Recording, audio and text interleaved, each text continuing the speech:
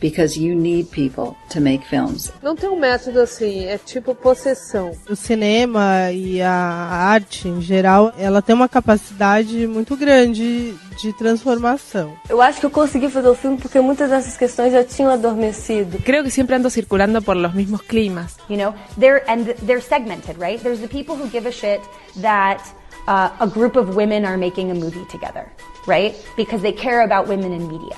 Eu particularmente tenho vontade de parar de fazer cinema todos os dias. Se eu conseguisse pequenas produções para fazer pequenos filmes com a paixão e o vigor que eu sei que eu tenho, esse seria o meu caminho.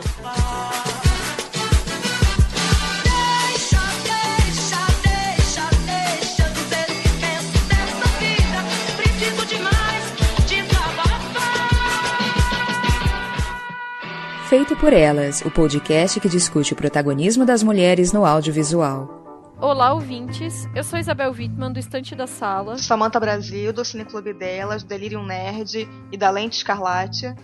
Eu sou a Stefane Amaral, do Instagram Discos da Stay e do Cinema em Cena. E hoje nós temos aqui conosco uma convidada especial, Ana Paula Alves Ribeiro, que é cientista social e antropóloga, doutora em saúde coletiva e professora no programa de pós-graduação de Educação, Cultura e Comunicação da Universidade do Estado do Rio de Janeiro. E também é pesquisadora sobre cinema. Sou Ana Paula, sou antropóloga. E sou professora da Faculdade de Educação da Baixada Fluminense, do programa de pós-graduação em Educação, Cultura e Comunicação em Periferias Urbanas, da Universidade do Estado do Rio de Janeiro. Trabalho com imagens da cidade e também com relações étnico-raciais e educação. Faço parte de alguns grupos de pesquisa e também do Cineclube, da facção feminista Cineclube. De grupo de pesquisa eu faço parte do NEAB, que é o Núcleo de Estudos Afro-Brasileiros, do Museu Afrodigital Rio, e também do GRAPA, que é o Grupo de Análises e Políticas Poéticas Audiovisuais. Maravilhoso. Então a gente já vê que nós temos uma convidada de peso hoje aqui com a gente. Sou fã. E eu de vocês. E você está escutando Feito por Elas, o podcast que discute o protagonismo da mulher no audiovisual.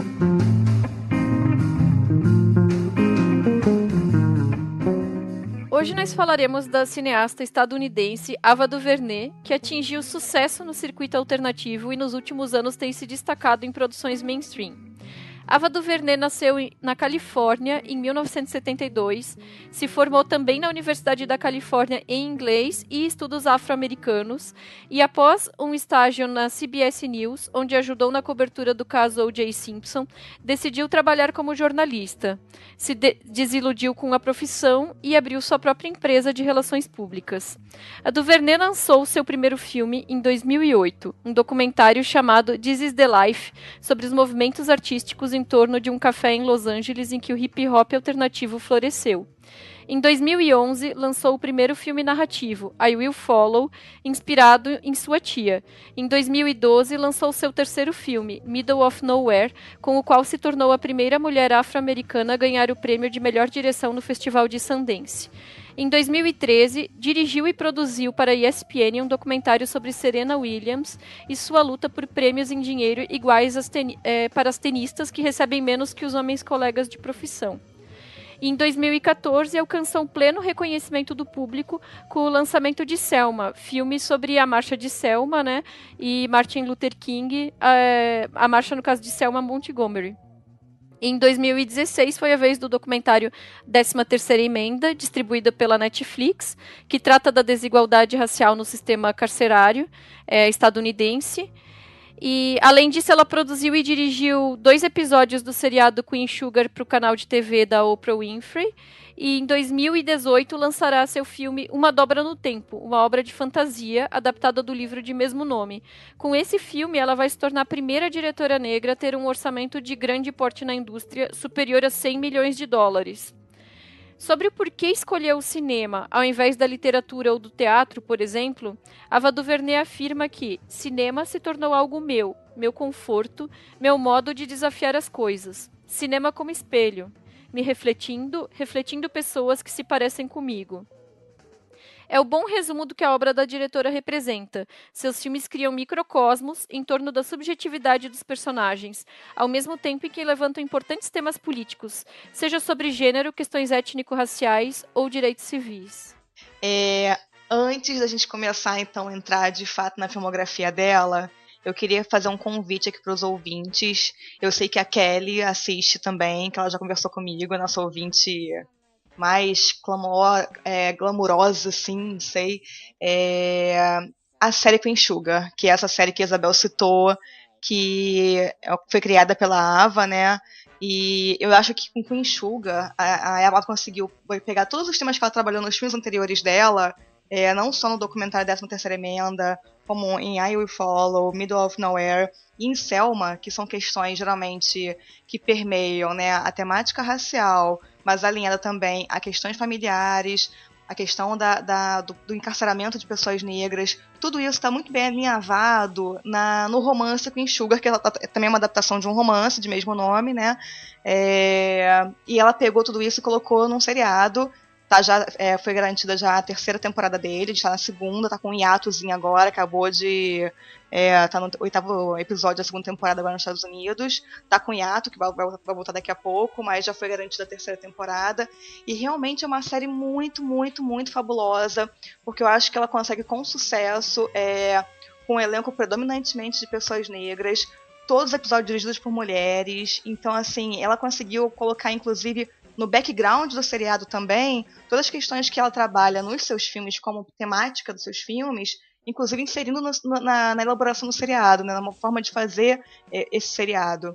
E é legal porque ontem eu fui rever Selma pra gente poder bater esse papo, e vários atores e atrizes que estão no Queen Sugar já estavam em Selma, já estavam nos outros filmes dela, sabe? É muito bacana a gente ver, parece que eu tava revendo vários velhos conhecidos meus ali.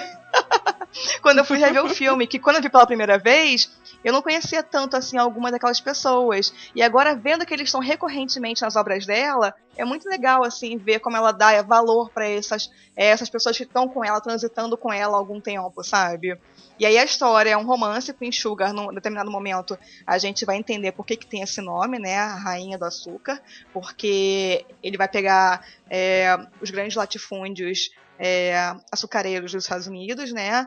E aí é uma história de uma família. E por isso me lembra um pouco I Will Follow, que é o primeiro filme dela. Porque tem uma coisa de relações familiares, né? São 2 irmãs e um irmão que tem uma dificuldade de relacionamento e que todos se encadeiam muito pelo patriarca, que vem a falecer logo no começo do seriado, e aí eles vão ter que se lidar com várias questões de terra, de produção e outras questões que vão vir depois por isso aí, por conta dessa morte, né? Então vou ter que se unir de alguma forma aqueles irmãos que aparentemente quase não tinham mais vínculos familiares. E aí o irmão, o homem, ele acabou de voltar da cadeia. Então, quer dizer, toda a questão que ela coloca em 13ª Emenda de forma documental vai estar também permeada no seriado. E a gente vai ter a Nova, que é interpretada pela Rutina Wesley, que quem viu True Blood vai lembrar dela, que ela fazia True Blood, e ela já era incrível na série True Blood. Detalhe, eu sou fascinada pela série. Ela é a protagonista, sim, uma das protagonistas da série, e ela é uma ativista pelos direitos civis dos negros, sabe? Então, assim, tudo vai estar concatenado nessa série. Eu realmente, sei lá, tô aqui fazendo um apelo, a gente tá abrindo, assim, o seriado para as pessoas verem o seriado Queen Sugar, que é muito maravilhoso. I Will Follow, né? Eu acabei assistindo muito porque eu tava numa onda de, assim, vou assistir só filmes dirigidos por pessoas negras, assim, no início do ano.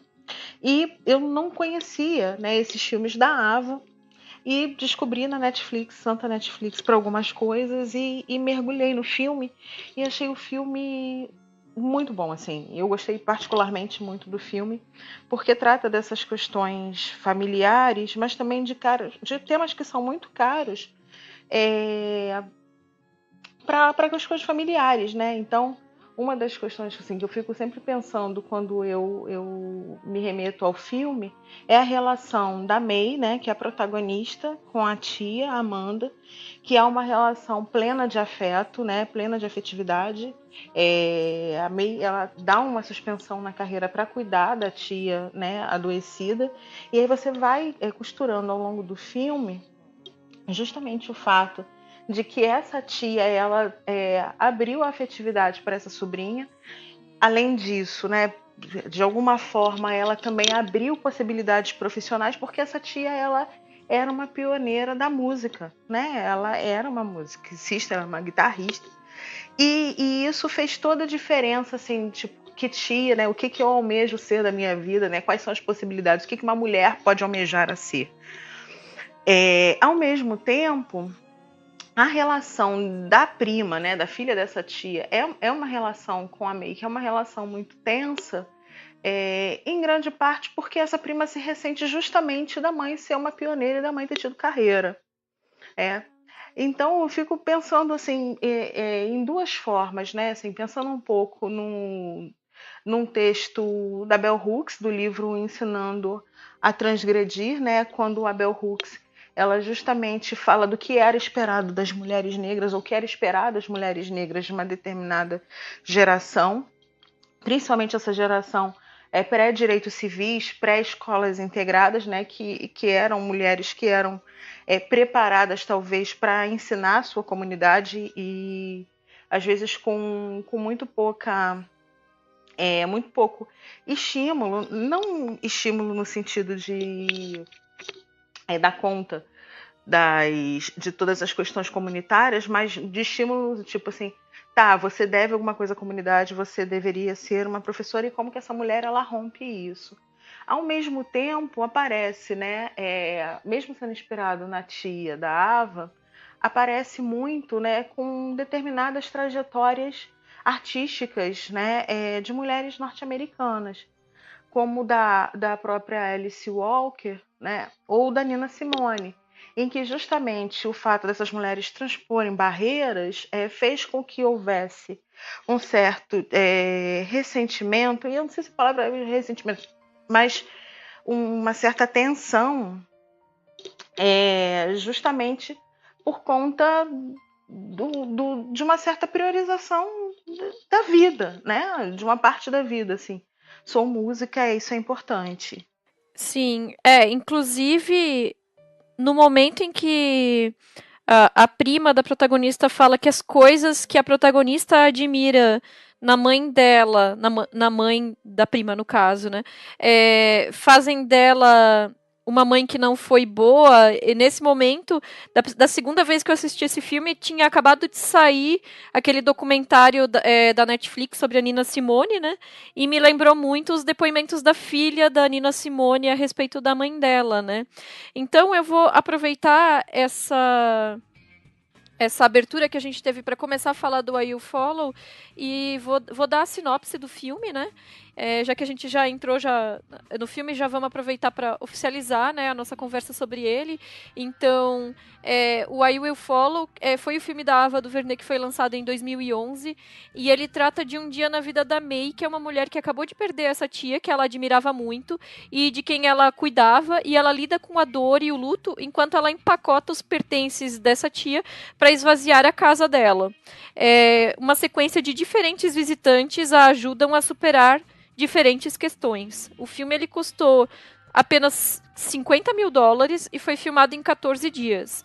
Ele foi selecionado para o festival do American Film Institute e para o Festival Internacional de Cinema de Chicago, com recepção positiva da crítica. Eu também gosto bastante desse filme, aí pensando no que a Ana Paula falou pra gente, né, das cantoras, me lembrou também o Bessie, da Dury, que também coloca essa figura dessa mulher, né, cantora norte-americana, e que coloca toda uma outra questão também racial, até na forma dela escolher a sua equipe de trabalho. Eu fiquei pensando também nesse filme que eu vi há pouco tempo e fiquei maravilhada com a história de vida. E aí eu vou continuar sendo a chata aqui falando de Queen Sugar, porque essa questão das relações familiares, ela repete muito, inclusive, no seriado, sabe? Essa dificuldade de realmente dos próprios familiares, às vezes, se concatenarem e ter um membro da família geralmente mais velho, e no caso do Queen Sugar é a Violet, que é uma tia, irmã desse patriarca da família, interpretada pela Tina Lee Ford. Gente, que mulher incrível, eu tô apaixonada por essa atriz, mulher fabulosa. uma mulher mais velha, e é muito incrível porque ela tem um relacionamento com um cara mais novo, que é o Hollywood, que também aparece em Selma, é um ator de Selma, e a relação que eles têm é muito incrível porque ela é uma mulher mais velha que é super, assim, fogosa, e ela também faz as mães, às vezes, de mãe daquela família, sem ser a mãe das meninas e do rapaz. Então, quer dizer, lembrei um pouco quando eu vi o I Follow dessa figura da Violet, que também está presente no Queen Sugar, que é aquela mulher que, de certa forma, vai ser disputada pelos sobrinhos, como se fosse uma mãe, quando na verdade ela não tem filhos, né? Que eu acho que é um pouco também dessa disputa que acontece no... Não é bem a palavra, nem disputa, mas enfim, rola um pouco dessa disputa, de certa forma, da filha de fato, em I Will Follow, e a sobrinha, né? De quem realmente conhece aquela mulher que acabou de deixar o mundo, né? Então, essas questões estão sempre ali, de alguma forma, no fundo dos filmes da Ava. E uma coisa que é interessante adicionar é esse título, né, I Will Follow, que diz muito sobre essa questão do luto, da perda e desse momento de vida da protagonista, mas que de forma um pouco poética poderia se estender para os demais filmes dela, né? É um título que cabe muito na obra dela, porque todas esses personagens que ela está abordando, elas estão seguindo em frente, né? Estão seguindo em frente com as suas vidas e com as suas lutas. É verdade. É como se fosse um título que abarca a obra dela como um todo. Verdade. Até porque em Middle of Nowhere, que a gente não vai nem discutir muito aqui, também tem um pouco disso, né? Porque é uma mulher em que ela fica o tempo todo esperando aquele marido que foi preso, né? E como ela consegue se recriar nessa interna espera, até uma hora que ela consegue se libertar, e é isso, ela segue em frente também, né? Então, enquanto também essas mulheres que acabam tendo que seguir em frente de alguma forma por obstáculos que a sociedade coloca para elas, né? Exatamente.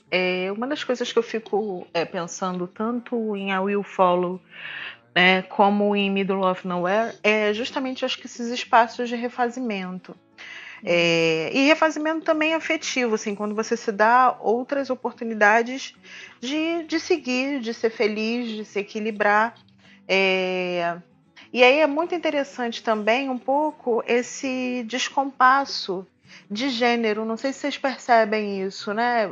Entre os parceiros afetivos sexuais, né? De mulheres com uma carreira mais estruturada ou com carreiras correndo bem.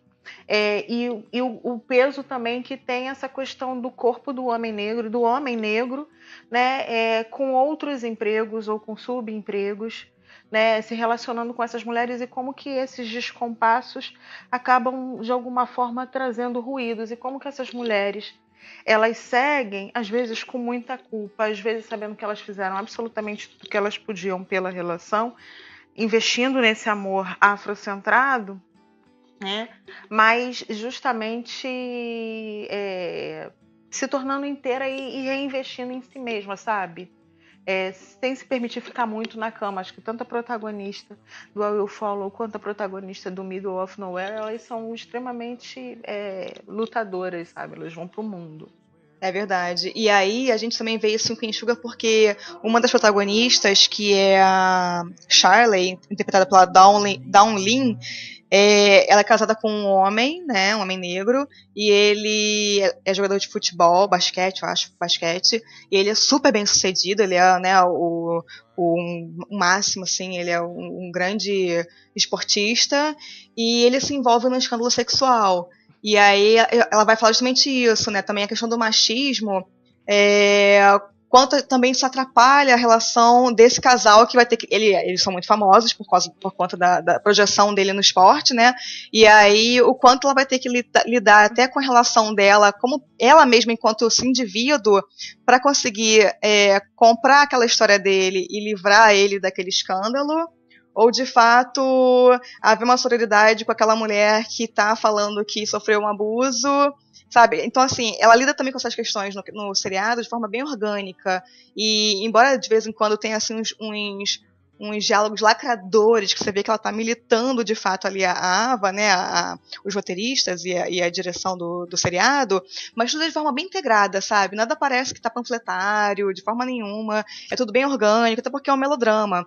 Então acho que ela conseguiu colocar vários desses temas super pesados e difíceis de ser trabalhados de forma orgânica no melodrama. Ela tem, assim, realmente eu fico tirando meu chapéu a cada capítulo, sabe?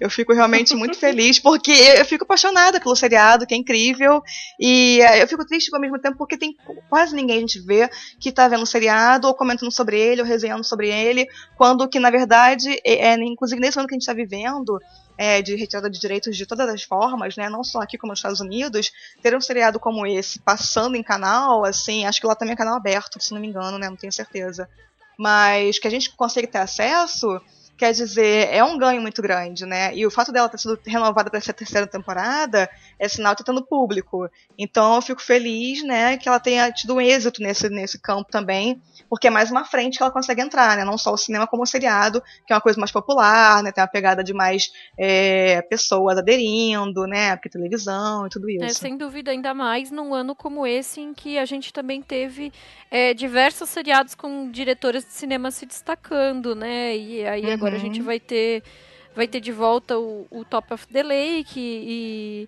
e o próprio Handmaid's Tale, que foi quase totalmente dirigido por mulheres, né? E é interessante ver essa movimentação, né? Do cinema para televisão que está ocorrendo e essa ocupação do espaço da TV, né? Inclusive, esses dias a Jane Campion falou alguma coisa no sentido de que as pessoas espertas agora estão indo para a TV. Verdade, acho que ela falou isso em Cannes, não é isso? Alguma coisa Foi. assim. Não sei, Porque eu acho que realmente abre novas possibilidades, novas portas, né?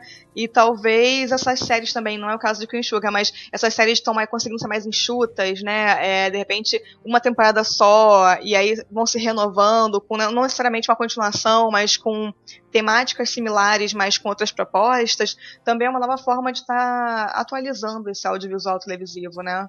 Exatamente. Assim, uma das outras coisas que eu fico sempre observando na questão da série é o alcance, né? Como as séries, elas são... Quando elas se tornam populares mesmo e atravessam gerações, né? Assim, para citar, por exemplo, as séries da Shonda Rhimes. Assim, acompanho, sei lá, Grey's Anatomy enfim, há 14 anos, né? Acho que eu sou mais devota a Shonda do que a qualquer coisa.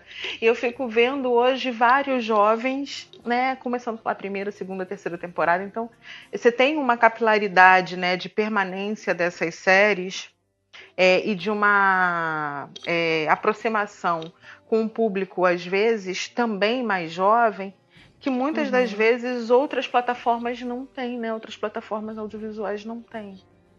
E até mesmo essa questão desses filmes da Ava que estão disponíveis na Netflix e a 13ª Emenda, que é um filme original da Netflix, e pensar a Netflix como esse espaço híbrido, né, que não é cinema, mas também não é televisão, mas possibilita toda essa série de produções que outros tipos de mídias, de produtores não estão interessados em criar, né?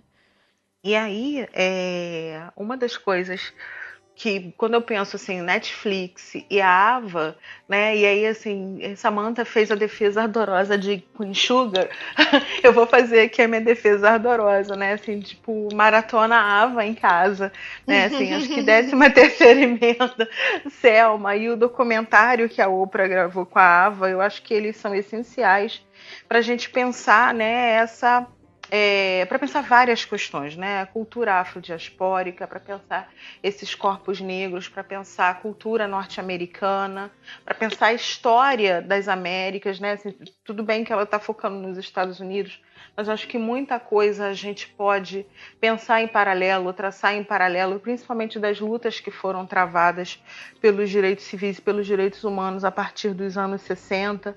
Então, assim, se a gente pega, né, e mergulha assim, maratona Ava na Netflix, eu acho que a gente tem aqui um campo rico para pensar essas questões que são, obviamente, muito próprias da questão da cultura afrodiaspórica ou da cultura negra, e que bom que a gente hoje tem essas referências, mas que eu acho que é importante para todo mundo que está preocupado com uma luta antirracista, sabe?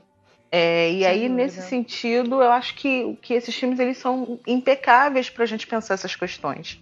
Sim, até porque eles nos tiram daquele lugar comum que muitas vezes as outras produções, né, não tô falando que é uma regra, não é isso, pelo amor de Deus, mas que as outras produções muitas vezes colocam essas, a cultura, a religião, toda essa coisa, né, da cultura negra, afrodiaspórica e tudo mais, de forma muitas vezes estereotipada, em certa questão negativa, e quando a gente vê essas outras produções, é uma outra forma de abordar os mesmos temas, né? Então, só desse salto qualitativo, inclusive, já seria motivo muito grande para todo mundo estar vendo esses filmes todos. E aí fiquei até me lembrando, Ana Paula, daquele filme que a gente viu no Encontro de Cinema Negro, o Black Italian, né, que ele vai contar a história de como os negros não estavam presentes ou estavam de forma estereotipada negativa nos filmes italianos, né? E o quanto os atores, por exemplo, que iam buscar trabalhos, né, quando qualquer papel, qualquer um, sei lá, uma vendedora numa loja de roupas. E aí, se fosse uma pessoa negra buscar esse trabalho, só serviria para eles, no caso de casting de elenco lá, se fosse alguma questão pertinente à raça, né? Senão aquela pessoa já era descartada de cara. Então, assim, ele traçou um panorama, e até fiquei me lembrando um pouco de Eu Não Sou Seu Negro, de certa forma, nesse documentário, porque ele também traçou um panorama histórico do cinema italiano, né, que também é aclamado mundialmente, digamos assim. E ele traça um outro panorama de cinema italiano, que é um panorama que geralmente a gente não fica se questionando muito, né, então é muito legal esse documentário, gente. Não sei se é fácil acesso, se vocês conseguem acessar por aí, mas tentem procurar Black Italian, acho que é isso, né, Ana Paula, o nome do documentário? Isso. Que é muito bacana, né? Todo um recorte, isso. É todo um recorte de o quanto no cinema italiano a gente tem uma ausência de pessoas negras atuando e trabalhando fora também, né, produzindo, dirigindo filmes, e o quanto isso foi complicado e perverso para formar aquela cultura italiana, com muitos imigrantes, né, e que geralmente não se viam nos cinemas, na televisão, nos programas. Só um breve comentário, gente. Eu também gostei muito do I Will Follow. Eu confesso que eu conheci a Ava DuVernay só pela Selma, né, com a questão do Oscar, tudo, que é uma tristeza, a gente nessa luta para conhecer a diretora, mas antes eu tinha esse defeito de caráter, assim, de não conhecer muitas e ficar conhecendo só quando vem a grande público. Aí é uma pena que esse filme I Will Follow dela seja tão pouco visto, né, tão pouco comentado. Eu acho ele muito bom, assim, é um filme simples, é um filme tranquilo, assim, eu gosto quando o cinema retrata o luto, sabe? E os processos das pessoas em luto, e as casas, e os objetos, e o fato de ele ser um filme sobre mudança, né? Aquela coisa de ter a caixa mesmo, de ficar organizando como será esses objetos numa outra vida, né? E as pessoas que a visitam. Então é um filme muito bonito, assim, muito... que eu indico demais, assim. E é legal também essa questão da diversidade que ele propõe, né? Tudo isso que vocês falaram por mais que ele poderia ser uma história clichê, ele ainda é um filme muito diferente nesse sentido, assim. Muito inusitado de ver, muito bacana. Porque eu queria que tivessem mais filmes nesse estilo. Quero conhecer. Me indica mais, Ana. Bom, e aproveitando que a Ana já mencionou a questão das lutas por direitos civis e tudo que está implicado nisso, eu acho que a gente já pode puxar o filme Selma, né, que trata justamente disso. E ele foi lançado em 2015 e descortina os bastidores da marcha pelos direitos civis da população negra estadunidense de Selma Montgomery em 1965. O filme mostra os bastidores e o que antecedeu o movimento, focando na figura de liderança de Martin Luther King Jr. e sua relação com Coretta, sua esposa, outros militantes e políticos, como o presidente Lyndon Johnson.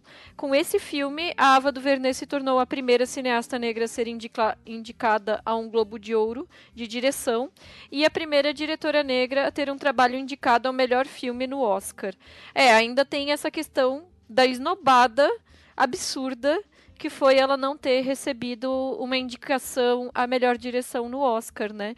E inclusive nem o David Oyelowo também não foi indicado a melhor ator. Então foi assim uma dupla esnobada assim que o filme recebeu no Oscar, que foi um dos grandes motivadores depois também dessa campanha Oscar So White que vem acontecendo nos últimos anos. Não me conformo, Isabel, com essa esnobada, juro. Ontem eu revi o filme Selma, eu fiquei assim... Cara, eu já vi esse filme 3 vezes, eu me arrepio em cada vez que eu assisto o filme. Pô, aquela montagem inicial do filme, em que tem a cena da bomba na igreja, aquilo é muito extraordinário, aquela cena. Né? Então, assim, o filme tem vários momentos primorosos. Todas as cenas da ponte são espetaculares, né? Os embates que ele tem com o presidente. Nossa, é muito incrível. Eu acho realmente que a montagem desse filme é esplendorosa. A trilha sonora... Foi o único prêmio que ele filme ganhou, inclusive, né? Que foi canção, né? Por Glory, aquela canção do final. Então... E não tinha como não ser, né? Que se não fosse, ia ser bem bizarro pro Oscar. Mas o fato da Ava não ser indicada, nem a direção, né? Ela não pode nem concorrer porque ela não foi indicada. Eu acho que ali mostrou uma fratura exposta do Oscar com relação ao machismo e ao racismo muito grande. Porque esse filme era muito grandioso, é muito poderoso, muito grandioso. E ela não ter sido indicada a direção ali, pra mim, foi assim, batom na cueca, sabe? Não tinha o que falar, porque realmente a direção desse filme é incrível. Bom, eu acho Selma também assim extraordinário. Eu já vi 2 vezes, Sam. E as 2 vezes que eu assisti, eu tive a mesma sensação que você. Ao mesmo tempo, eu fico pensando na questão estética do filme, né? Assim, como que do cuidado com a produção. Eu fico também pensando que a Ava, como ela mesmo diz, ela gosta de contar histórias, né? Mas mais do que contar histórias, cara, às vezes eu acho que ela defende teses, né? Ela tem argumentos muito sólidos para tentar dar conta do mergulho que ela faz nessa história afro-americana. Né? E aí, nesse sentido, assim, a forma como ela costura, né, o diálogo, né, os diálogos ou os não diálogos estabelecidos do Martin Luther King, né, com o presidente Lyndon Johnson, a forma como o Malcolm X vai aparecendo na história, e aí assim, justamente você tem pelo senso comum uma certa contraposição desses líderes, mas no final das contas todos esses líderes eram ameaças, né, ao sistema branco, e ao mesmo tempo, assim, como que ela vai apontando que essa militância e esses corpos negros, eles foram fundamentais para, de alguma forma, assim, mudar paradigmas com relação não só à luta pelos direitos civis, mas próprios direitos humanos. E isso ela também vai acabar apontando, né, um pouco na 13ª emenda. Então, você tem uma frase da 13ª emenda que é incrível, que eu nunca tinha parado para pensar, né, e 13ª emenda eu já vi mais vezes, assim, e toda vez que eu vejo é um pouco disso, assim, como os direitos civis norte-americanos, ou a luta pelos direitos civis norte-americanos fizeram da prisão motivo de honra e orgulho, né? Porque você estava, de fato, construindo, né, possibilidades e esperanças, né? E eu acho que isso com Selma fica muito, muito claro. Também, né, um pouco assim, nessa costura que ela faz dos militantes, né, desses ativistas, dos parceiros, né, dos aliados, porque tem aliados, como que isso tudo vai construindo uma possibilidade de um outro Estados Unidos, mas que é um Estados Unidos em movimento, né? Essa ocupação, esse caminhar, é uma ocupação e um caminhar político, né? Dizendo assim, bom, a gente existe, né? É isso, a gente existe, né? E justamente o poder de transformação que esse filme demonstra ter, que assim, é mergulhar numa micro-história americana, num evento, né? Porque é um evento, e desmindar essas relações norte-americanas com relação à raça, onde a raça está no centro dessa cultura, que é muito é muito da tese da Ava, né? As relações raciais estão no centro da cultura norte-americana. Sim. É impossível dissociar uma coisa da outra, né? Exatamente isso. É o que ela está o tempo todo comprovando com seus filmes, com as suas obras. O quanto tudo está imbrincado e como não tem como dissociar uma coisa da outra, né? E aí eu fiquei lembrando também de uma frase que ela fala em Selma. Algum personagem vai falar em Selma, que depois vai reverberar em A 13ª Emenda, que é justamente isso, né? Era uma forma de controle dessas pessoas, né? Justamente o fato de elas não poderem votar. Né? Então, quer dizer, acho que o Martin Luther King, numa hora que ele dialoga com o presidente, que ele vira e fala isso. Mas enquanto a gente chegar lá, né, os nossos irmãos negros estão no banco dos réus, e quem vai julgá-los são só pessoas brancas, e quem coloca essas pessoas brancas lá são os cidadãos votantes, então, assim, nunca vai ter uma igualdade nesse sentido, porque nós nunca seremos vistos da mesma forma que vocês. Então, e isso vai extrapolar em 13ª Emenda, quando ela vai falar justamente que isso foi uma coisa planejada pelo governo norte-americano de controlar a população negra, de não conseguir ascender de alguma forma, né? Para ter sempre aquela manutenção, de alguma forma, da estrutura escravagista, né? Em outras instâncias, digamos assim. Inclusive, é fácil traçar um paralelo sobre esse ponto com a nossa realidade aqui no Brasil, dessa herança do nosso histórico de escravidão, né? Porque essa questão de não ter acesso ao voto, né? De não conseguir legalmente votar. Aqui no Brasil, nós somos obrigados, por lei, a votarmos, né? Mas nas últimas eleições rolaram relatos de mulheres que são babás, empregadas domésticas, que foram impedidas de sair das casas onde trabalhavam para votar no dia da eleição. Isso eu lembro que estava rolando naquela página Eu, Empregada Doméstica e tudo, né? E essa página, esses dias, postou algum comentário, alguma análise que tinha relação com racismo, e nos comentários da postagem, uma moça perguntou: mas essa página é a respeito de empregadas domésticas ou de mulheres negras? A página está falando de trabalho doméstico ou de racismo? Porque era uma moça que era uma empregada doméstica branca e disse que não estava se sentindo representada nessas postagens. E eu achei a resposta matadora, assim. Ela respondeu que são 6 milhões de trabalhadores domésticos no Brasil. 77% são mulheres negras. E isso é claramente uma herança da estrutura que a gente tinha de escravidão, sabe? Porque são as profissões menos valorizadas, que têm os menores salários, e que mesmo as pessoas ditas de esquerda ou alguma coisa assim, às vezes não se preocupam com questões relacionadas, por exemplo, à regulamentação das atividades e a carteira assinada, que foi uma luta que levou anos, porque era considerada uma pauta menor, né? Então a gente vê como isso é muito entranhado até hoje. Sim, que eu acho que é Bel, que é um pouco a mesma questão, né, ou uma questão paralela com a questão do encarceramento em massa, né, da porcentagem de encarcerados. Aí, se a gente está falando da 13ª Emenda dos Estados Unidos, a gente vai pensar no Brasil, é o mesmo paralelo, né? A maioria dos presos são negros ou negras, né? E isso, de fato, é uma herança, né, dessa estrutura escravocrata. E aí, pensando numa análise um pouco interseccional, a gente vê no filme, no Selma, muito os homens lutando pelos seus direitos, né? E as mulheres, às vezes, não tendo espaço dentro da luta, numa luta que está ocupada ali por esses homens. E como eles não necessariamente estão preocupados em que esses direitos se estendam para as mulheres negras, são direitos, às vezes, requeridos para os homens negros.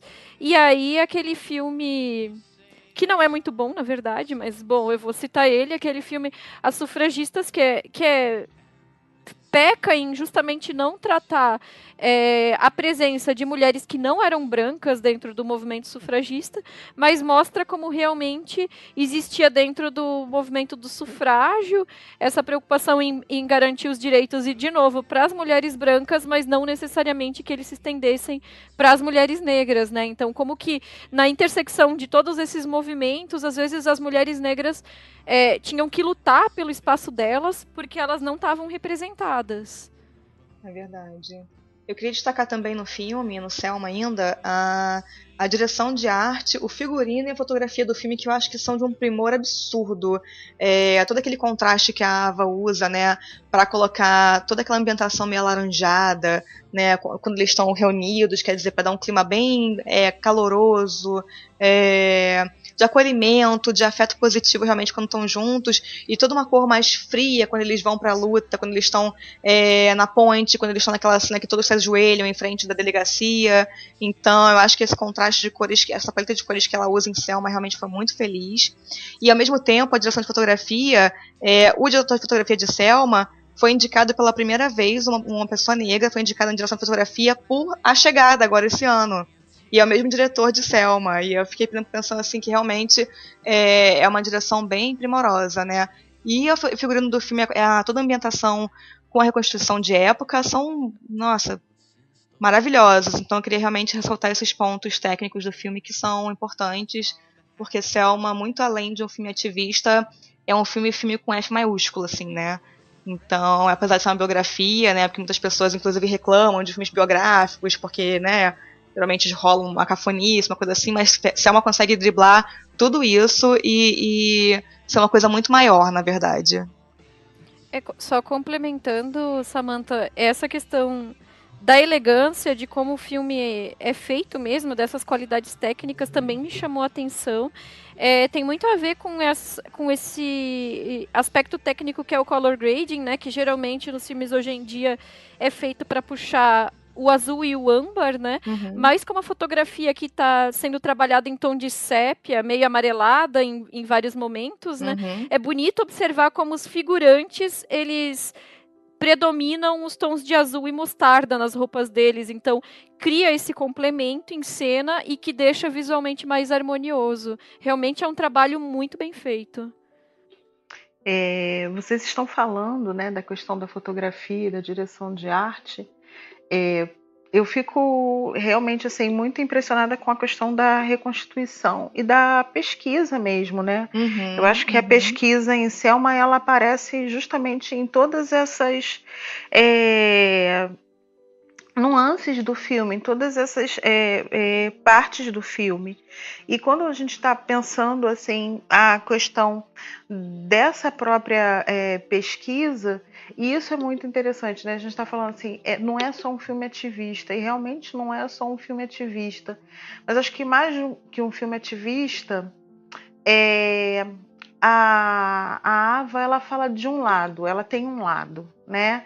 Uhum. E esse lado, ele é mostrado, acho que de forma muito própria, a partir da reconstituição da imagem desses afro-americanos, dos negros e das negras que fizeram parte dessa marcha, né?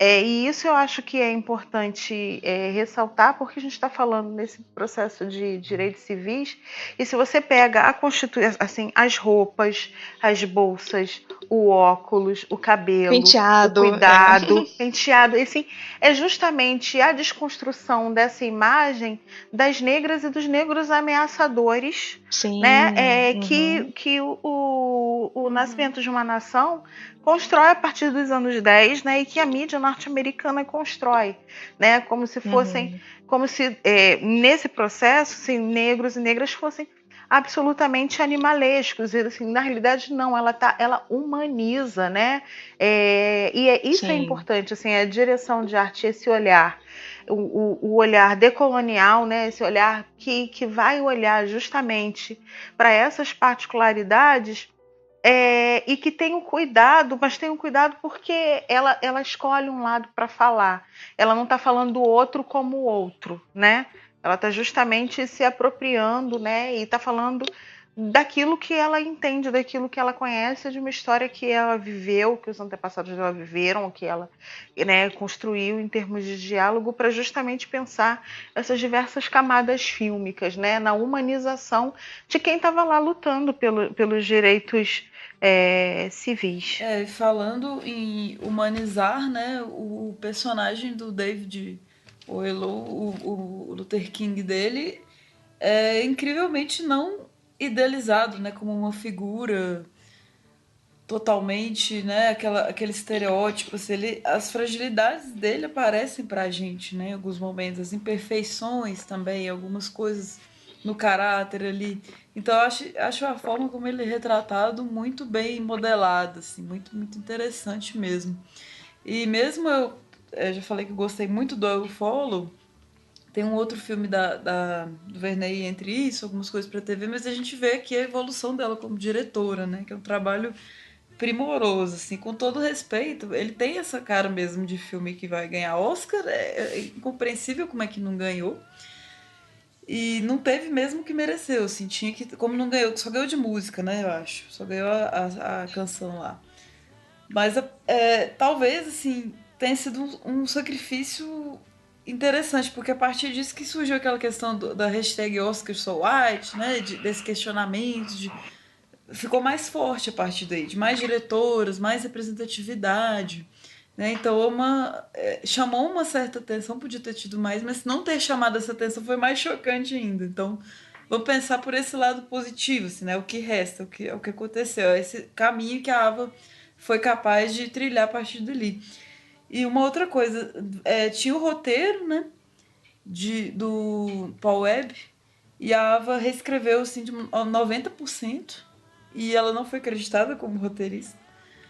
E vários diretores se interessaram para dirigir esse roteiro, né? Ele está desde 2007 pronto, naquelas listas de roteiros desejados, então podia ter sido muita gente, podia ter sido do Spielberg, podia ter sido do Spike Lee, que seria interessante, Spike Lee talvez, Michael Mann, né? Mas assim, corre o risco de, se fosse outro diretor, né, cair no clichê assim, de herói branco que salva todo mundo. Então ela ter reescrito esse roteiro e ter conduzido dessa forma ainda bem que foi ela, ainda bem que deu certo, assim, e o próprio David Oyelowo fez a campanha para que tenha sido a Ava, a diretora perfeita para esse filme, né? Tem uma coisa que a gente ainda queria falar de Selma, né? Antes da gente passar para o próximo filme. Aí eu não sei se a gente fala de Selma ou se fala da 13ª emenda, ou se a gente já está, de fato, um pouco costurando os dois.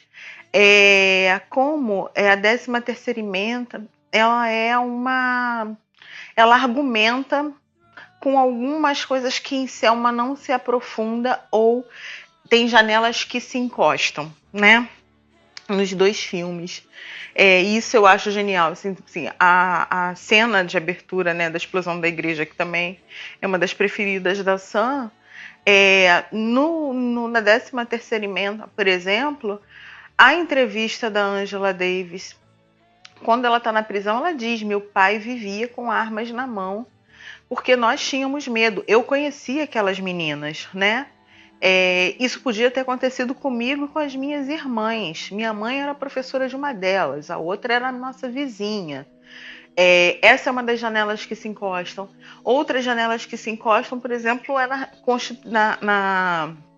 na reconstituição do que foi o Martin Luther King, por exemplo, como líder, tanto em Selma quanto na 13ª emenda. Porque eu lembro que algumas das críticas, obviamente críticas, muitas das vezes, de críticos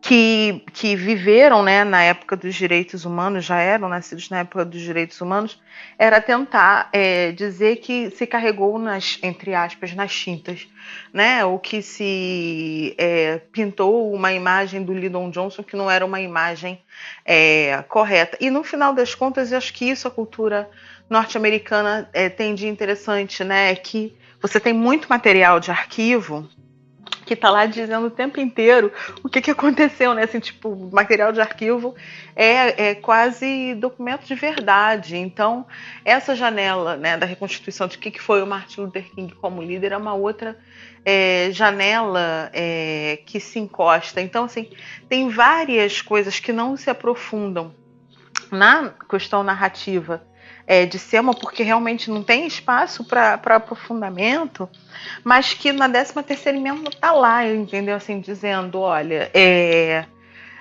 tem coisas que elas só foram possíveis de serem resgatadas porque você tem especialistas, né, que mergulharam a fundo sobre isso e porque existe um processo amplo de documentação, mesmo num processo de segregação. E isso é muito interessante da gente pensar do que a gente não tem. Né? A gente não tem imagens negras históricas, praticamente. Né? A não ser imagens negras históricas do espaço doméstico. Eu fico lembrando muito de um filme da Mônica Simões chamado Negros. Mônica Simões, documentarista, né, baiana. Nesse filme ela vai trabalhar com imagens de arquivo e justamente as imagens que o Brasil tem dos negros são essas imagens domésticas. A gente só começa a produzir imagem quando a gente pega em câmeras e produz as nossas próprias imagens. Né?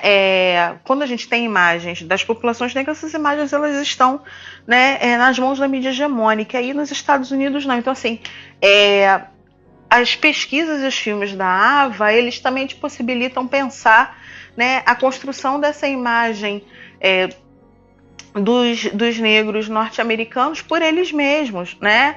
E como eles usam esse material amplo de arquivos que se constituiu nesses processos. E isso acho que aparece muito, né, na forma como a Selma vai ser constituído, né, enquanto filme, mas principalmente na 13ª emenda.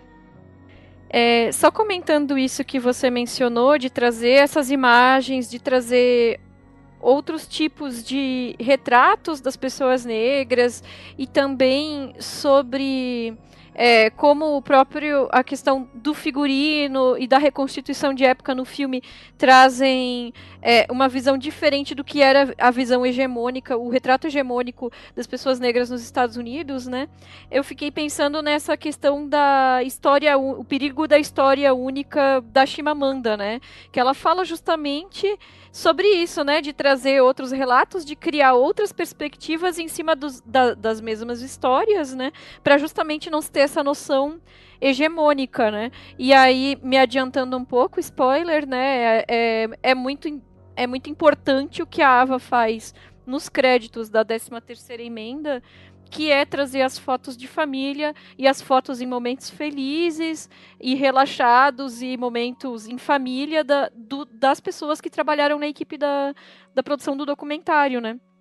Então, o documentário que tem uma carga tão pesada, que traz todo um histórico, né, de segregação contínua, legalizada ou não, que para terminar de uma maneira que pareça menos pessimista, traz justamente isso. Olha, vocês estão tentando nos colocar no campo do animalesco, mas é isso aqui que é a nossa história, sabe? Esses momentos aqui que são a nossa história e que contrasta com o final, que é outra coisa que eu me lembrei do filme O Dogville, né, do Lars von Trier, né, que é justamente essa coisa desse histórico do Land of the Free, né, que é uma terra que, na verdade, é pautada em uma exclusão recorrente, né? Então, dá para dialogar também entre esses dois. Tem uma trivia interessante também, que o Tim Roth, que ele fez acho que um governador chamado George Wallace, que é super racista e tal, ele cresceu assistindo esse cara na televisão, e ele comentou que ele o via como um monstro, né? Que ele achava absurdo tudo que ele falava, e ele teve a chance de extravasar isso fazendo um bom papel, encarnando essa figura, né, complicada. E um filme que vai sair aqui no Brasil em outubro nos cinemas, que é o Detroit, né, da Catherine Bigelow, que ele trata questões similares, assim, né? Aconteceu o abuso policial racista mesmo, que ainda acontece muito, tem muitas manifestações, mas aconteceu isso em 1967, assim, questões de matar negros sem razão justificável, não existe razão justificável para isso, mas assim, razões absurdas, né? Questão de ir até para tribunal. E parece um filme bem pesado, como os filmes da Bigelow, né? Mas que vai tratar essa questão também. Tem um elenco interessante, né? O John Boyega, o protagonista. Tem a Samira Wiley, né? De Orange is the New Black, Pussy. Então, bora ver aí, gente. Bora prestigiar o cinema feminino no cinema.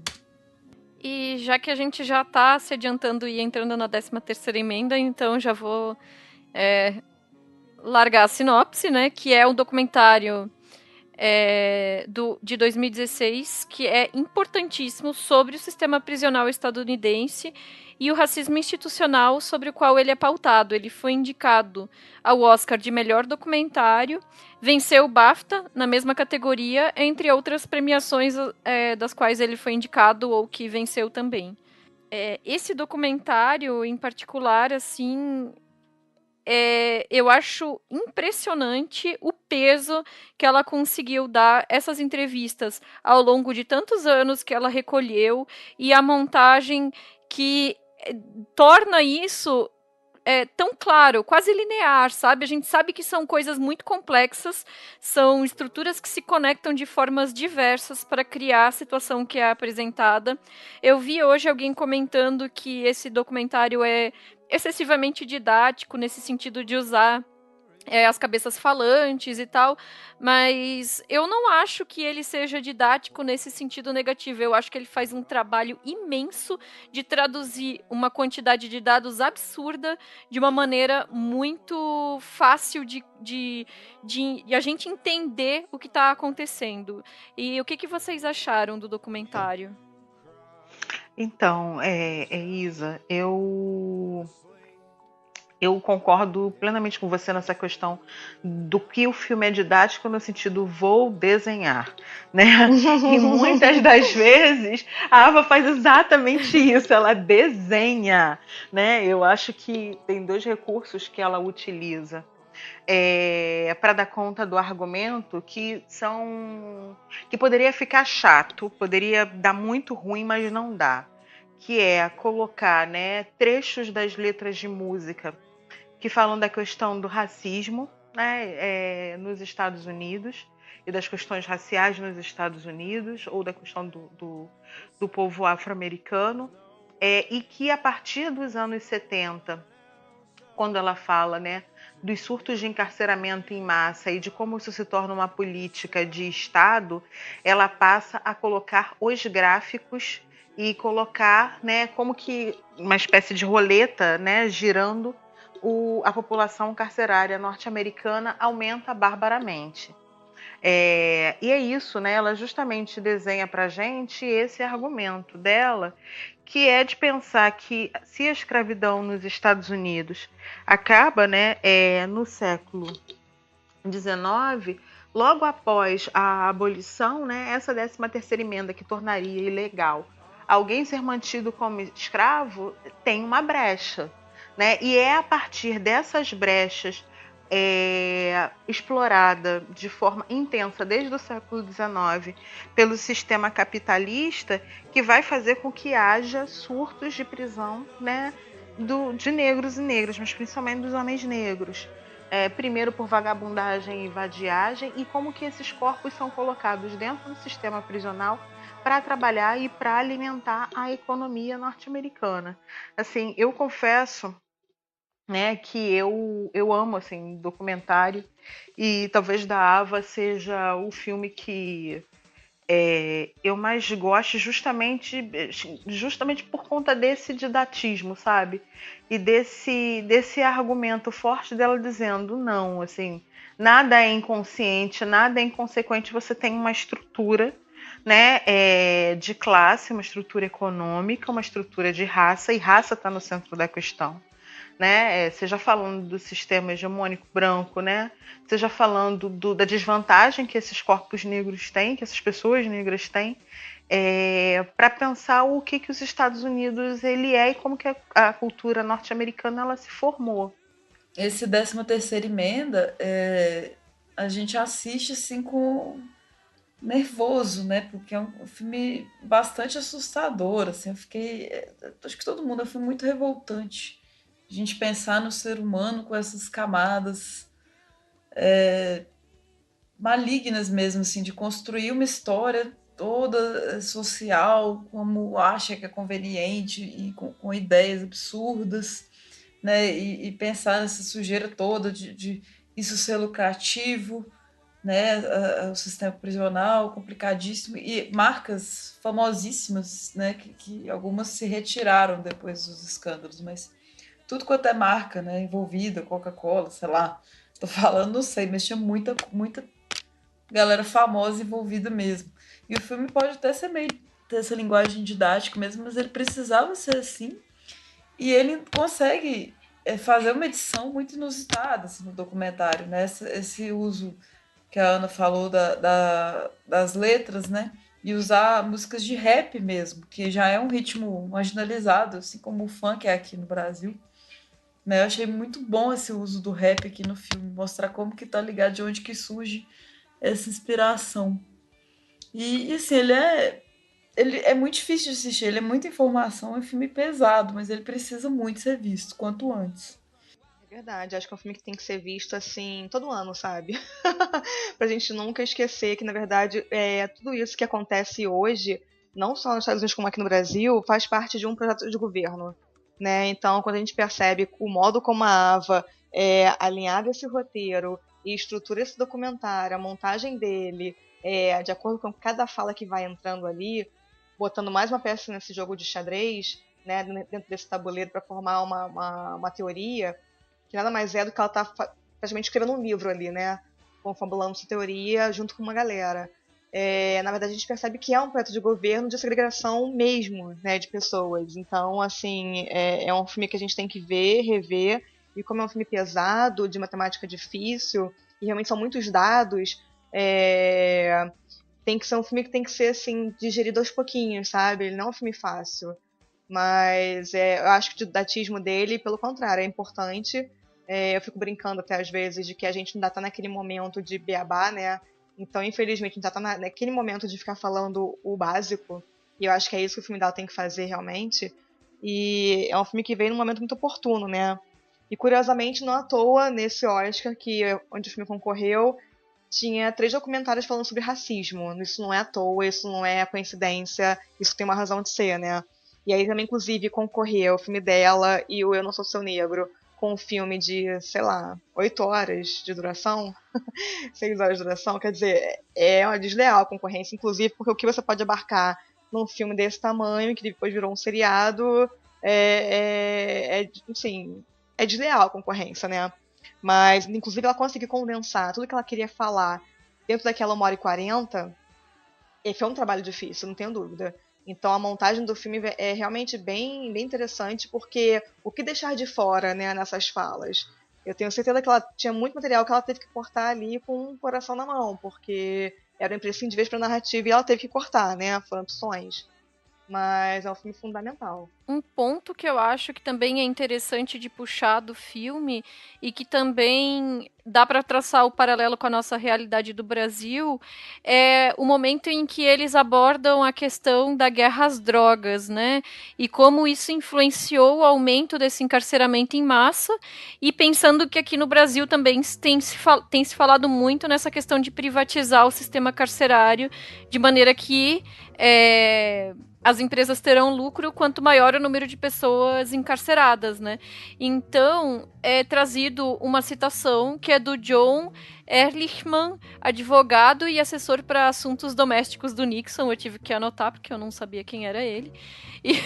E aí eu anotei o que ele falou, assim, que a campanha de Nixon em 68 e a presidência de Nixon depois disso tiveram 2 inimigos: a esquerda contrária à guerra e os negros. Você entende o que eu estou dizendo?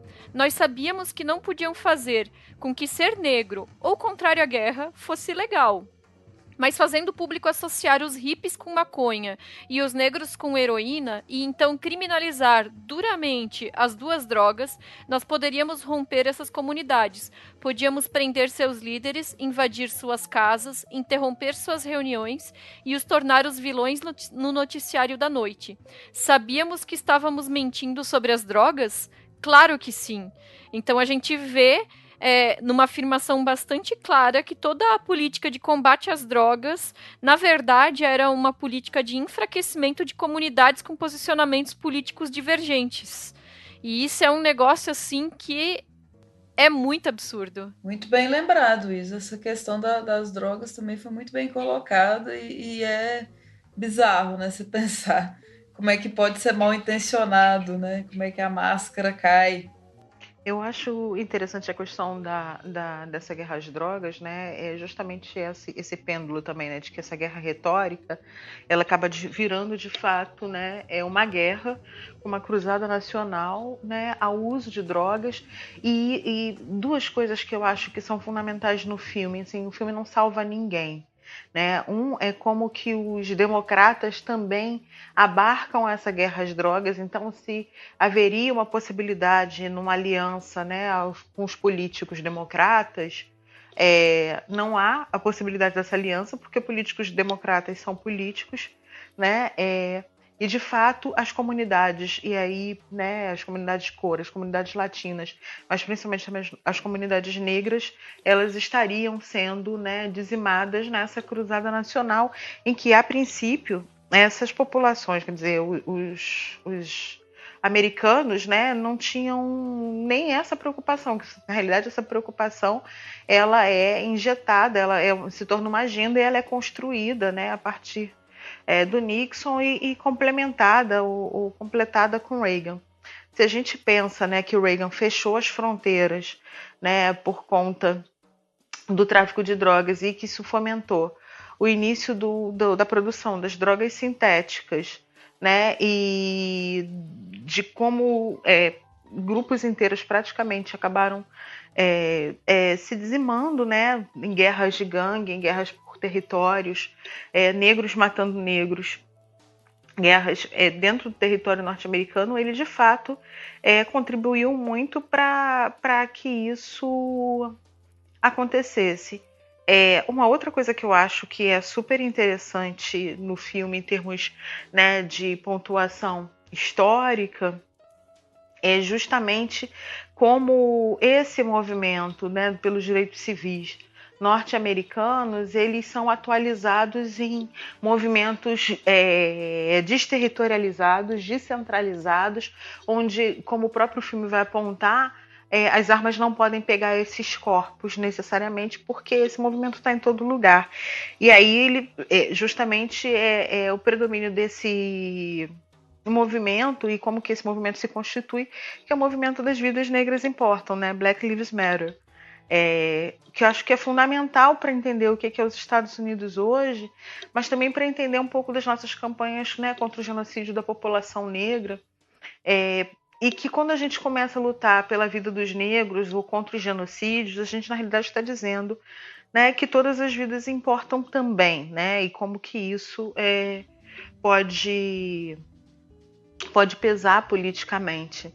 Um terceiro aspecto, né, e aí eu acho que eu já pontuo muitas das coisas que eu gosto, né, nesse filme. Eu concordo com vocês, é um filme pesado. Acho que a Ava fez um baita trabalho de descartar, né, pesquisas em prol do argumento, né, o trabalho de montagem ele é essencial, mas eu acho que esse filme ele ainda é muito bom para tudo, bom para pensar, bom para trabalhar, bom para entender, né, bom para processar diversas questões do que seria, né, esse sistema pós-escravidão, né, nas Américas, e principalmente o que seria um racismo estrutural, porque se a gente vai olhar a questão das leis, todas as legislações, né, e acho que esse é o trabalho de Formiguinha também, né, da Ava e da equipe dela, todas as leis, né, que passaram, né, que são contra e que foram contra as minorias, né, ou as comunidades negras, partiram de grandes corporações. Então, como as grandes corporações, né, e isso, assim, tanto Samantha já tinha dito, Estê já tinha dito também, mas eu acho que é importante frisar que às vezes o que a gente acha que é um pouco paranoia, né, não é assim, tem um investimento das grandes corporações em manter grupos subalternos, entre aspas, subalternos de fato, né, sem que essa emancipação ela se complete. E é justamente isso, né, é como se, mesmo depois da abolição, não fosse permitido aos negros norte-americanos a emancipação e a liberdade, elas vão ser negadas, né? E aí tem duas coisas que se fala, né, no filme, que justiça adiada é justiça negada, e que toda vez que você espera, quase sempre significou nunca. E é isso, eu acho que nesse filme são essenciais para a gente pensar, né? E esse projeto de cerceamento de direitos, Ana, só lembrando agora de uma cena de Selma, inclusive, que ela deixa claro que, inclusive, as pessoas brancas que apoiaram os negros na Marcha dos Direitos foram assassinadas, né? Muitas delas foram assassinadas, foram brutalmente ameaçadas, pelo simples fato de estar ali lutando com os negros pelos direitos dos negros, né? Então, assim, às vezes até os brancos não conseguiam entender porque aquelas pessoas brancas estavam ali junto com os negros, uma coisa muito louca a gente pensar, né? Mas, enfim, o ódio era tão grande que eles precisavam dar uma lição para aqueles brancos que queriam que os negros tivessem direito. Era muito louco, e ela deixa isso bem claro no filme, né? Também é interessante isso, no Selma. Sim, no Selma. E uma outra coisa que a gente percebe, por exemplo, na 13ª emenda, é o cuidado que ela tem de colocar ex-presidiários para falar do sistema penitenciário brancos e negros, né? Então, tipo, a gente não está falando só dos negros falando dos negros, mas os brancos que passaram pela prisão, eles também vão falar de como essa questão racial ela é predominante no sistema. Sim. E outra questão que o documentário também traz lindamente, que é uma coisa que é abordada na entrevista que a Ava faz para Oprah, né? Que é como ela trouxe várias vozes, e inclusive vozes dissonantes. Ela trouxe um cara que era representante daquela ALEC, que é uma questão de lobby, que tem muito a ver, tem que assistir o documentário para entender, né, mas tem muito a ver com as leis que passam, né, em relação ao sistema prisional. E além desse representante da ALEC, ela trouxe também congressistas republicanos, pessoas que fizeram parte de todo o histórico que ela traz do fortalecimento dessas leis, que tem a ver com a guerra às drogas e também com a militarização da polícia, né, que foi um negócio que foi aumentando, que ela mostra isso de maneira muito clara no documentário, né, e que como essas vozes dissonantes, muitas delas admitem no documentário, sim, na época a gente achou que talvez fosse uma boa ideia, mas se mostrou um grande erro. Então a gente vê que toda essa coisa de encarcerar o maior número de pessoas possíveis em um ambiente que é hostil, que é desumano, que é estruturalmente feito para desumanizar mesmo, né? Para a pessoa deixar de ser quem ela é. E ainda a violência causada pela própria militarização das polícias, isso tiveram consequências piores do que a própria questão das drogas que eles estavam querendo solucionar não sei o que, né, mas enfim. Então é legal como o documentário traz essas vozes admitindo que foi uma má ideia, todo esse processo, né, essa intensificação. Eu acho fantástico também como ela conseguiu arrancar, né, digamos assim, esses depoimentos que eu considero... É claro que a gente tem que pensar, documentário não é igual à verdade, né, gente? Então sempre tem uma visão da pessoa que está falando, né? Tudo é manipulado no cinema. Não existe isso que documentário é imparcial. Só que eu acho que esse se aproxima muito, assim, porque as pessoas...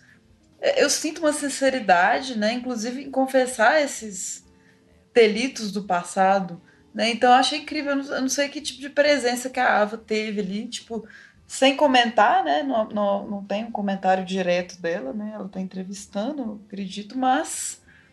Eu acho incrível, assim, como que foram confessados, né, esses crimes do passado, assim, não vão ser punidos agora, né, mas a pessoa teve a cara de falar, sabe, colocar mesmo e falar que foi errado o que ela pensava no passado. Isso eu acho bastante interessante de ver num documentário também. Então agora nós vamos para os nossos jabás e para as considerações finais. Gente, então, eu sou uma grande entusiasta da obra da Ava, né? Até quando é um filme assim, um pouco menor, mais televisivo, né? Feito para televisão mesmo, como o I Will Follow, eu gosto muito, gosto bastante realmente de todos os filmes dela. Como vocês perceberam, eu tô, né, alucinada com a série. Então vou repetir mais uma vez, pra vocês não esquecerem. Vejam Queen Sugar, já tá na 2ª temporada. A 3ª já foi renovada, vejam isso aí que é muito fantástico, muito fabuloso. E tô ansiosíssima pra ver o novo filme dela, Madrugada no Tempo, né?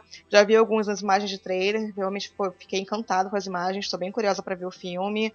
É uma diretora que a gente percebe realmente que todos os seus filmes têm uma pegada política, de certa forma, até nos filmes que aparentemente vão tratar de temas mais domésticos, como I Will Follow. De certa forma, a política está impregnada ali, porque eu acho que é isso, não tem como pensar em cinema ou qualquer arte sem desvincular de um projeto político de alguma forma.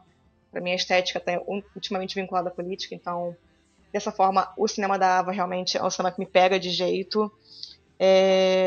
E todas as coisas realmente que ela ousa, não só em termos estéticos, mas de trazer de fato as crenças dela para o set de filmagem.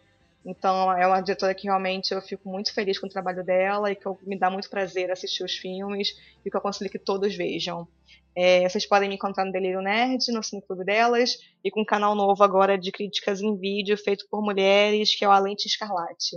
Legal demais. A Samantha não para. Samantha frenética. Sempre tem. Não aguento mais. Cada hora uma coisa nova. Sempre tem projetos novos pra gente. Bom demais.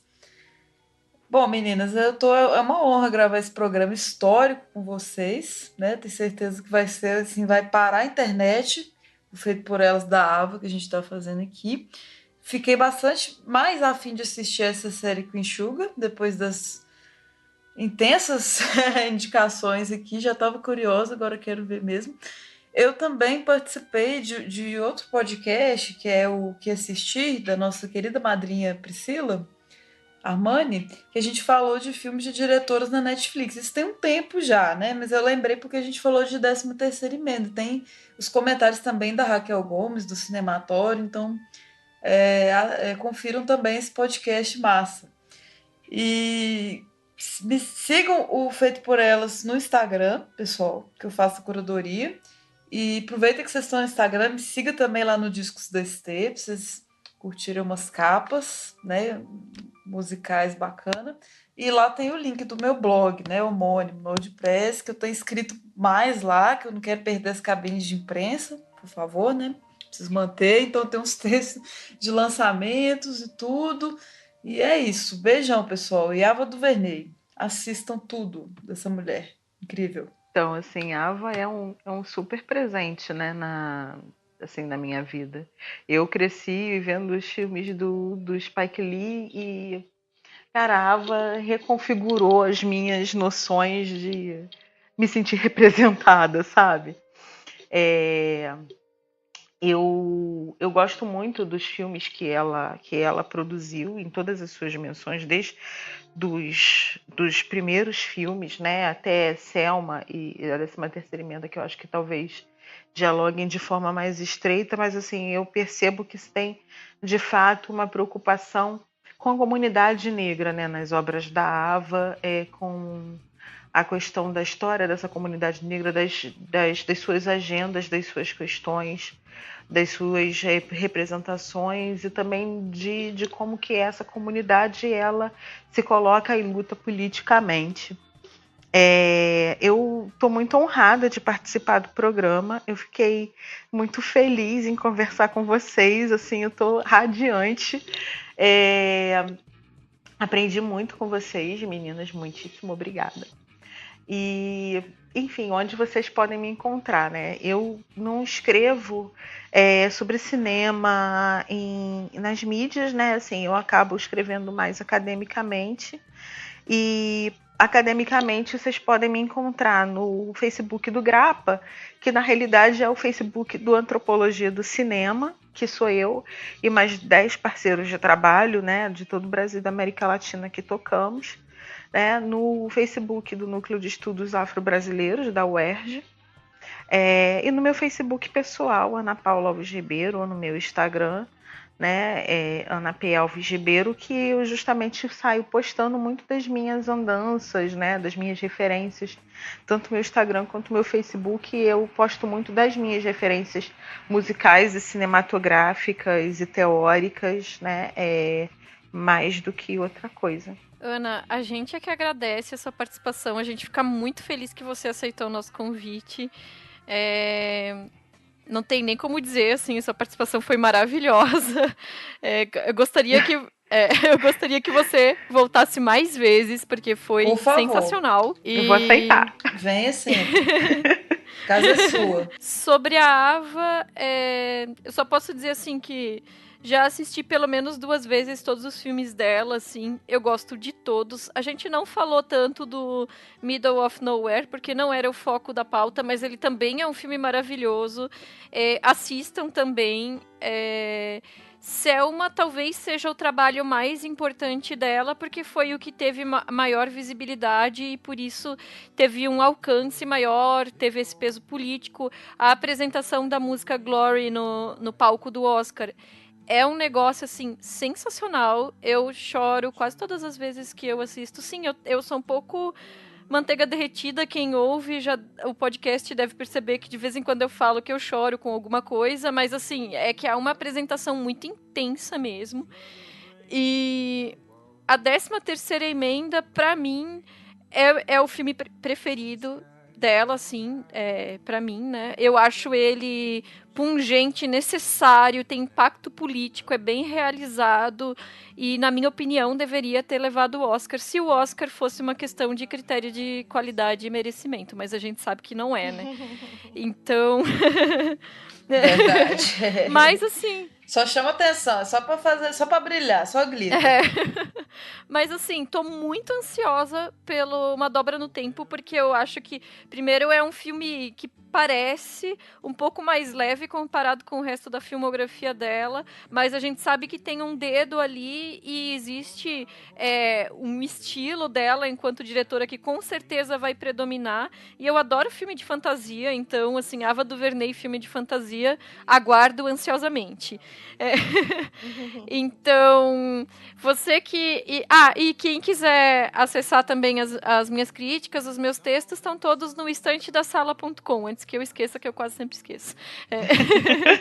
E quem quiser deixar um feedback pra gente, comentar quais os seus filmes preferidos da Ava, quais já assistiu, ou se assistiu algum filme por causa das nossas indicações aqui, ou se assistiu Queen Sugar, porque a Samantha fez uma grandíssima propaganda.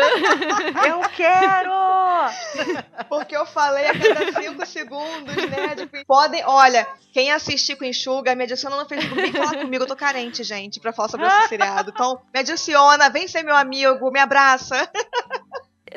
Quem assistir alguma coisa motivado por esse programa ou já tiver assistido antes, quiser comentar com a gente, manda um e-mail pro cinemafeitoporelas@gmail.com ou deixa um comentário direto no nosso SoundCloud. A gente responde todos os e-mails, a gente lê todos os comentários e, como a Estê já falou, nós temos o Instagram, que é a curadoria maravilhosa dela. Siga-nos e também temos o Twitter. Beijo, pode comentar lá também. E também temos o Twitter, o Facebook Facebook e o Letterboxd. No Letterboxd, a gente coloca sempre as médias das nossas avaliações dos filmes comentados nos podcasts. Então, quem quiser acompanhar mais ou menos para ter uma noção da nossa avaliação para além das discussões que a gente faz no podcast, é só acompanhar a gente no Letterboxd. Quem quiser ajudar a gente a crescer também em termos financeiros, nós temos o Padrim e o Patreon, padrim.com.br/feitoporelas ou patreon.com/feitoporelas. E a novidade, assim, que agora, bom, quando esse programa sair não vai ser tão novidade, é que os padrinhos e as madrinhas recebem quinzenalmente uma newsletter que tem as dicas de lançamentos no cinema de filmes dirigidos por mulheres ou que tenham protagonistas mulheres fortes, importantes na trama, recomendações de filmes na Netflix e também dicas de livros ou seriados, links interessantes de notícias sobre cinema, TV, feminismo, representatividade e outros assuntos. Então, é mais um benefício aí para se tornar madrinha ou padrinho do Feito por Elas. E é isso, pessoal. Obrigada pela audiência de vocês. Até o próximo programa.